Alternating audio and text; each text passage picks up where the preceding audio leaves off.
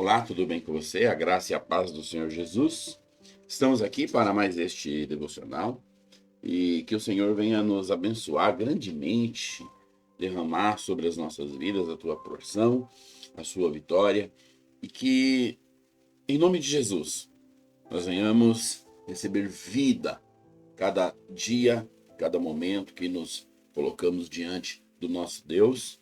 E nós estamos falando sobre o Evangelho de Mateus no capítulo 12. Então, por mais que eu fiz bastante questão de falar que nós temos uma virada de chave aqui nesse capítulo, e é verdade, a gente não vai com minúcias avaliar essa virada de chave, pegando outros versículos ou não. Mas tudo que for possível para a gente alinhar as questões dessa virada de chave, nós vamos estar realmente falando. Nós vimos ontem o Senhor falando sobre ele ser o Senhor do sábado, e ele continua, no caso, falando aqui, porque o Senhor é o descanso, o Senhor Jesus é o descanso de Deus para nós, e ele vai ser completamente rejeitado como descanso pelos líderes religiosos, os fariseus, os escribas, e nós vamos entrar agora nesse ponto do versículo 9 até o 14, em algo que beira o absurdo, beira o ridículo, da onde pode chegar um pensamento de um religioso. Isso é muito triste e isso acontece, infelizmente. Versículo 9 em diante diz assim: Tendo Jesus partido dali, entrou na sinagoga deles. Achava-se ali um homem que tinha uma das mãos ressequidas. E eles então, com o intuito de acusá-lo, perguntaram a Jesus: é lícito curar no sábado? Ao que respondeu: qual dentre vós será o homem que, tendo uma ovelha e num sábado esta cair numa cova, não fará todo o esforço tirando-a dali? Ora, quanto mais vale um homem que uma ovelha. Logo, é lícito nos sábados fazer o bem. Então disse ao homem: estende a mão. Estendeu-a e ela ficou sã, como a outra. Retirando-se, porém, os fariseus conspiravam contra ele, sobre como lhe tirariam a vida. Veja, o que o Senhor fez aqui. Ele entrou na sinagoga, um lugar onde eles reuniam para estudar a lei.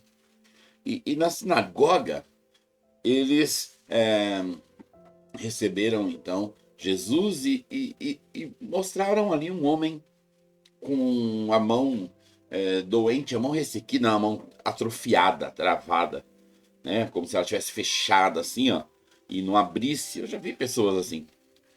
E aí eles perguntaram: é lícito, é legal fazer a cura no sábado? Como se, assim, eles estão propondo que o sábado é um dia de descanso. Então, o ato de curar é um trabalho.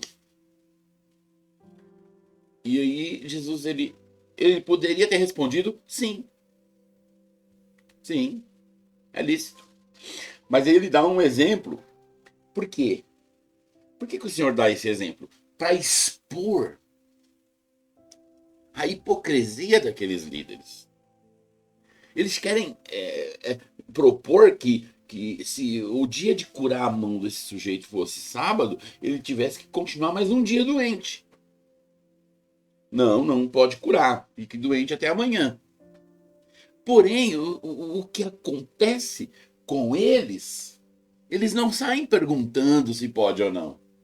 Eles vão e faz. E ainda bem, porque o exemplo que o Senhor dá, e esse exemplo que o Senhor dá, Não é uma pergunta aleatória, ele está expondo a hipocrisia desses caras.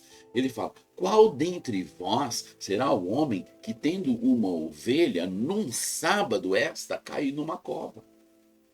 Não fará todo esforço tirando-a dali. No mesmo, no mesmo sentido dessa palavra, lá em Lucas, capítulo 14 e verso 5, o Senhor fala: tendo caído um filho ou um boi. Então a gente supõe-se que o Senhor deu muitos exemplos dessa questão aqui. O Mateus usou a ovelha, Lucas usou o filho e o boi. Então é como se o Senhor estivesse falando assim: qual dentre vocês que, se um filho, um boi, uma ovelha cair num buraco, vocês não vão se esforçar para tirar, mesmo sendo sábado? Porque vocês não vão deixá-los morrer ali. Ô filho, fique vivo até amanhã, porque hoje é sábado. Olha o tamanho dessa loucura. Mas você acha que o fariseu ficaria observando seu filho no poço a ponto de morrer até o outro dia? Ou ele ia lançar a mão de todos os artifícios, pular lá dentro, jogar o menino para cima, porque é filho dele? Ele nem ia lembrar que era sábado. Agora este homem está com a sua mão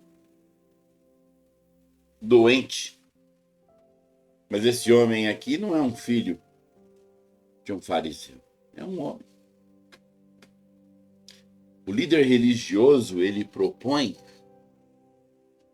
o rigoroso da religião para os outros. E a misericórdia da religião para eles.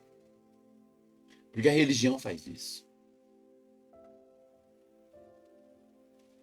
E quando isso acontece, qual que era a ideia de Deus com relação ao sábado? 6 dias da semana trabalhareis. No 7º, descansareis. Descansar, por quê?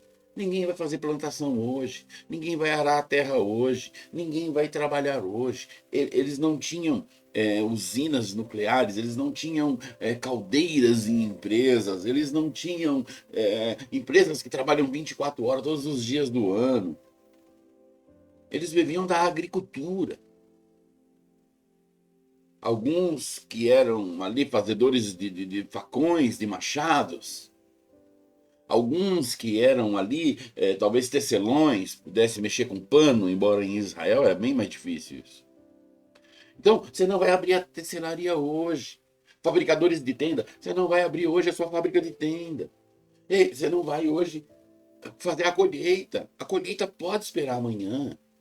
Não existe uma colheita que, se você não colher no sábado, domingo toda ela morreu. Não existe uma semente que, se você não semear no sábado, toda ela morre porque não pode semear no outro dia. Então, quanto a isso, o Senhor fala: descansem, tirem um dia de descanso. E nesse descanso, adorem a Deus. Agora presta atenção: se você está no seu dia de descanso e você foi a Deus doente, Ele vai te curar. Isso não é mais descanso ainda? Fica imaginando o que foi mais descanso para esse homem: estar na sinagoga no sábado ou ser curado no sábado? Oh, Deus. É terrível isso. Mas esses homens não estão preocupados com a ética. Esses homens não estão preocupados com o poder curar ou não poder curar. Esses homens estão com inveja. Porque eles não têm essa autoridade que o Senhor tem. Eles não têm esse poder que o Senhor tem. E eles não querem andar com o Senhor, com a igreja. O Senhor não é um deles, o Senhor não faz parte do que eles fazem, o Senhor não cresceu como um rabino ali na caminhada deles. Muito pelo contrário. O Senhor afronta eles, o Senhor expõe a hipocrisia deles, expõe a falsidade deles, eles odeiam o Senhor. Por isso é que essas coisas acontecem. Mas olha o verso 14. Retirando-se, porém, os fariseus conspiravam contra ele, sobre como lhes tirariam a vida. Você não tem esse tipo de argumento de Mateus 11 para trás. Ele começa aqui. E a partir de então começa essa caça às bruxas, aonde eles querem eliminar o Senhor Jesus de diante deles.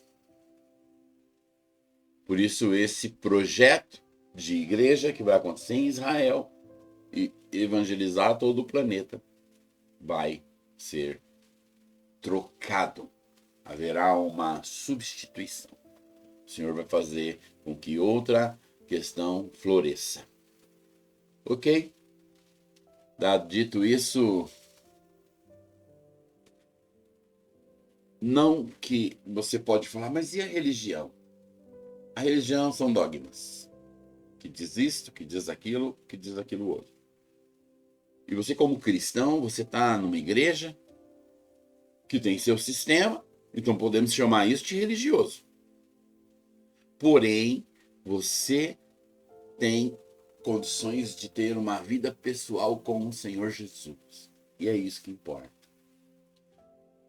Veja, dentro do cristianismo, você vai ver que você não pode ter mágoa de uma pessoa. Só que existe uma pessoa que fez mal demais para você. Quem que pode se levantar e julgar a sua mágoa sem ter passado pelo que você passou? Mas e aí? É lícito ter mágoa? Você pode continuar com essa mágoa? Veja, a religião nesse caso, ela vai só te piorar. Porque ela vai vir falar para você que essa mágoa vai fazer com que você tenha problemas até depois de morrer. E isso é assustador. Mas como que você vai resolver? Sendo que é muita crueldade o que aconteceu. Estou supondo. E outra, será que aquela pessoa que magoou não está com um apetite voraz para te magoar muito mais? Então, se você se render, se você se rebaixar, se você ir lá e se humilhar e querer reconciliar, ela poder te atacar ainda muito mais, então a mágoa vai só piorar. Então, a religião, nesse caso, ela vai ter vários dogmas, mas ela vai te ajudar de que maneira? E o que que faz nesse caso? Volta-se para o Senhor. Senhor Jesus, tu conheces meu coração, tu sabes que estou ferido, tu sabes de toda a minha dor. Eu coloco a minha vida nas tuas mãos. Coloco a vida dessa pessoa também, da qual eu tenho muita raiva, da qual eu nem queria que estivesse vivo, caso seja esse o nível de dor. Mas eu coloco nas tuas mãos, tu sabes o que fazer. Aí você saiu do nível de religião, porque agora você está esperando uma intervenção divina, uma intervenção daquele que vive, uma intervenção daquele que é real, e você não vai se mover para fazer nada, apenas entregar nas mãos do Senhor. Aí um fariseu chega e fala: tem que perdoar, tem que chamar e se humilhar. Não ouça fariseus. Eu não estou te incentivando a continuar com mágoa. Mas eu estou te falando que é apenas vivendo uma vida com Cristo que você consegue resolver isso. Por isso, derrame seu coração na presença do Senhor. Sabe? O Senhor Jesus, lá em Mateus 5, fala para nós, no versículo 4, bem-aventurados que choram, porque estes serão consolados. E aí você pega toda essa sua dor e você chora na presença do Senhor. Chora porque você não consegue perdoar. Chora porque você não consegue se livrar disso. Chora porque tua ira é maior do que qualquer outra coisa. Haverá consolo para você. Fora de um dogma, de uma ligação de ideias que alguém disse, vai e faça. Porque o nosso Deus é real. Entende? Então, o Senhor aqui está necessariamente mudando os projetos e mostrando que o sábado é Ele. O próprio Senhor Jesus é o sábado. Quando você está nele, você está no descanso. Ou que nós venhamos aprender a descansar em nome de Jesus. Amém, meus irmãos? Que você tenha um dia de descanso no Senhor Jesus. Fica na paz e até amanhã.